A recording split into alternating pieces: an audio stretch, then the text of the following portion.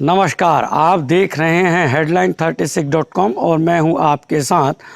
शिव शंकर सारथी। खबरों की शुरुआत करते हैं एक पॉजिटिव खबर के साथ, यानी कि सकारात्मक खबर के साथ। राजनांदगांव की आम महिला, जो कभी आम महिला रही थी लेकिन इन दिनों वो एक शख्सियत बन चुकी हैं कि कई अवार्ड जीत चुकी राजनांदगांव की फूलबासन यादव कौन बनेगा करोड़पति के कर्मवीर सेगमेंट में हिस्सा ले चुकी हैं। कर्मवीर सेगमेंट में हिस्सा लेने के बाद उनके और शुभचिंतकों की संख्या काफ़ी ज़्यादा बढ़ चुकी है। राज्य के बहुत से नामी और नामचीन लोगों ने अपने सोशल मीडिया अकाउंट के जरिए फूलबासन यादव के कर्मवीर सेगमेंट को शेयर किया है। तो बहुत कम लोग यह जानते हैं कि कलेक्टर दिनेश शर्मा ने सबसे पहले फूलबासन यादव की क्षमता को पहचाना था और उन्होंने एक बार उन्हें उनकी काबिलियत को देखते परखते हुए मंच दिया और मंच से ही माइक पर बोलने का मौका दिया था। जब हमने सालों पहले फूलबासन यादव का इंटरव्यू किया था तब उन्होंने आईएएस जवाहर श्रीवास्तव साहब का नाम लिया था कि उन्होंने उन्हें मौका दिया था, लेकिन राजनांदगांव के एक वरिष्ठ पत्रकार ने हमको यह बताया कि जवाहर श्रीवास्तव साहब नहीं, कौन बनेगा करोड़पति में भी फूलबासन यादव ने आईएएस दिनेश शर्मा साहब का नाम लिया है कि आज जो कुछ भी हुआ है उनके पीछे दिनेश शर्मा साहब की शुरुआती मेहनत है या कंधा है। फूलबासन यादव की संवेदनशीलता, सादगी और शालीनता के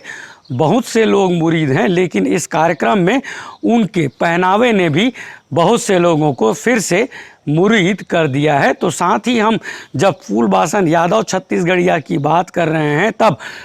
भारतीय जनता पार्टी की फायर ब्रांड नेत्री सरोज पांडेय की भी बात कर लेनी चाहिए। भारतीय जनता पार्टी की फायर ब्रांड नेत्री सरोज पांडेय ने सुआ नाचकर और नचवाकर एक रिकॉर्ड भी बनवा लिया था। सुआ नाच करवाने के पीछे एक राजनीतिक फ़ायदा यह भी लेना था कि लोकल लीडर की छाप लेनी थी। सुआ नाच के बाद लोकल लीडर की उन्होंने छाप ले ली और बिहार से तो उनका नाता है ही। तो एक राज्य के, तो छत्तीसगढ़ राज्य के एक अखबार ने यह हेडिंग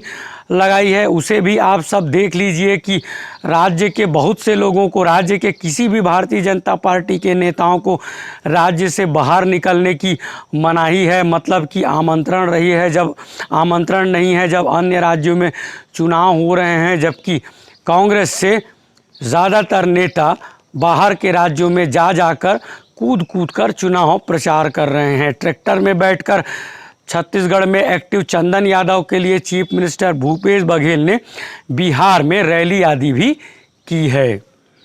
फूलबासन यादव, सरोज पांडेय की बात हो रही है तो शमशाद बेगम साहिबा का भी नाम लिया जाना चाहिए। समाज सेवा के क्षेत्र में दो शख्सियतें हैं, फूलबासन यादव और शमशाद बेगम, जिन्होंने कई अवार्ड जीते हैं, लेकिन मेरा निजी मत है कि राजनीति के ज़रिए तो कम से कम सेवा नहीं की जा रही है। जब एक निजी कंपनी ने फूलबासन यादव को लपक लिया है, उनके कामों को सराहा है, तो देखना होगा राज्य की दोनों बड़ी पार्टियां, राज्य की दोनों ही शख्सियतों ने, जिन्होंने सरकार में रहे बगैर, राजनीति से बिना सीधे जुड़ाव के बगैर जब राज्य की सेवा सालों से की है, तब कांग्रेस और भारतीय जनता पार्टी शमशाद बेगम और फूलबासन यादव को राज्यसभा जैसा कुछ देगी क्या, यही सबसे बड़ा सवाल है। राज्य का जनसंपर्क विभाग कूद कर यह बता रहा है कि भूपेश सरकार सफलता के नए कीर्तिमान गढ़ रही है और सफलता के झंडे भी लगातार गाड़े जा रहे हैं, लेकिन अखबारों में रोज़ एक दो खबर ऐसी आ ही जाती हैं जिससे देखकर पढ़कर यह समझ में आ जाता है कि आखिर भूपेश सरकार सफलता के झंडे ही गाड़ रही है या कारनामों का कारवां भी जारी है।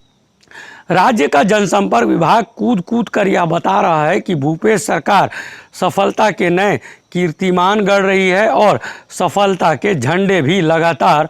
गाड़ रही है। लॉकडाउन के दौरान सरकार ने यह दावा कर दिया, लॉकडाउन अनलॉक के दौरान सरकार ने यह दावा कर दिया कि राज्य में 545 नए उद्योग लगे हैं और इन उद्योगों के लगने से 10,000 से ज़्यादा लोगों को रोजगार मिला है। राज्य सरकार ने पहले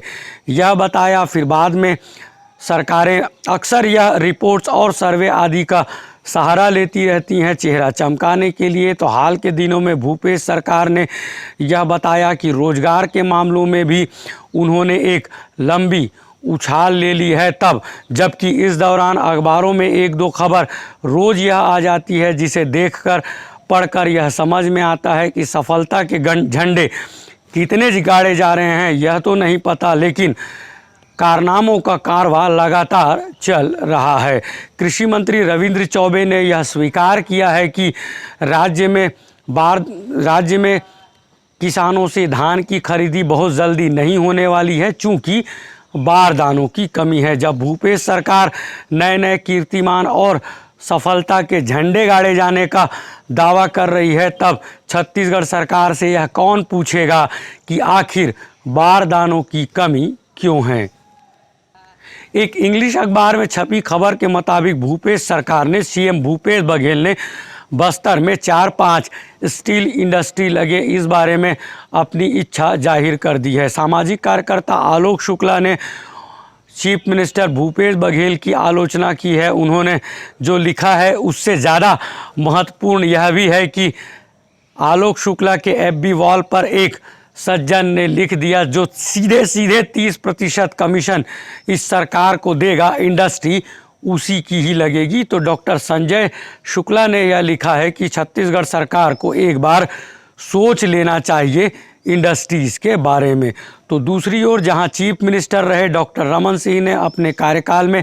अपना चेहरा चमकाने के लिए और मीडिया हाउसेस को पालन पोषण के लिए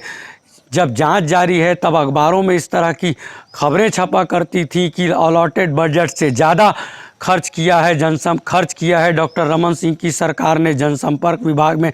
अलॉटेड बजट से ज़्यादा विज्ञापन दिए जाने की खबरें छपती रही हैं। चीफ मिनिस्टर भूपेश बघेल समिति, कमेटी और एसआईटी के लिए जाने जाते हैं।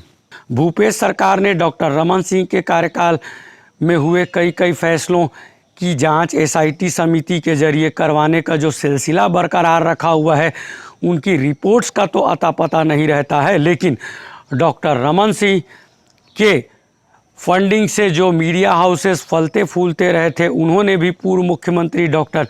रमन सिंह को सिंगल कॉलम में, अंदर के पेजेस में सिंगल कॉलम में समेटना शुरू कर दिया है। लेकिन जब स्टील इंडस्ट्री की बात आई, चीफ मिनिस्टर भूपेश बघेल की राय जब मीडिया में वायरल हो चुका है, मीडिया और सोशल मीडिया में वायरल है, तब पूर्व मुख्यमंत्री डॉक्टर रमन सिंह ने यह पूछा है ट्वीट करके कि जब हम लगा रहे थे तब गलत था, अब खुद जब लगाना चाहते हैं तब यह सही कैसे है। इस तरह के सवालात किए हैं पूर्व मुख्यमंत्री डॉक्टर रमन सिंह ने चीफ मिनिस्टर भूपेश बघेल से। आप देख रहे थे headline36.com। आपको हमारे वीडियोस अच्छे लगते हैं, अभिव्यक्ति अच्छी लगती है तो इसे खूब वायरल करिए और सब्सक्राइब करने के लिए बेल आइकॉन को टच करना